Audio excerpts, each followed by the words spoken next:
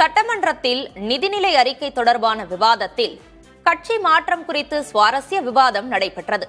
கட்சி மாறுதலில் தொடங்கி சட்டையில் உள்ள படம் வரை நீண்ட விவாதம் குறித்து தற்போது காணலாம். தமிழகத்தின் மக்கள் இன்று ஏமாந்து நிற்கின்றார்களே, அவருடைய எண்ணங்களின் வடிவமாக இருக்கிறது என்பதை தெரிவித்துக் கொள்கிறேன். தமிழகமே பாராட்டி கொண்டிருக்கிற ஒரு தூய ஆட்சியை பற்றி ஏமாற்றத்தை உருவாக்குகிற ஆட்சி என்று நீங்கள் குறிப்பிடுவது வேடிக்கையாக இருக்கிறது. நீங்கள் இடம் மாறி இருக்கிறீர்கள், பரவாயில்லை, அதற்காக இவ்வளவு துடிபாட வேண்டிய அவசியம் இல்லை. அந்த இடத்தை அவர்தான் முதலில் மாற்றியவர் என்பதை நான் இங்கு தெரிவித்துக் கொள்ள கடமைப்பட்டிருக்கிறேன். அண்ணனுடைய பாக்கெட்டை பார்க்கிற பொழுது இடமும் மாறி இருக்கிறது, இதயமும் மாறி இருக்கிறதோ என்று தோன்றுகிறது.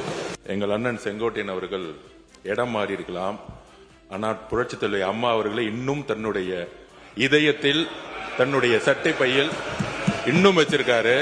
ஆனால் புரட்சித் தலைவி அம்மாவால் முதலமைச்சராக்கப்பட்டவர் இன்றைக்கு அவருடைய சட்டப்பையில் யாரோட புகைப்படம் இருக்கிறது?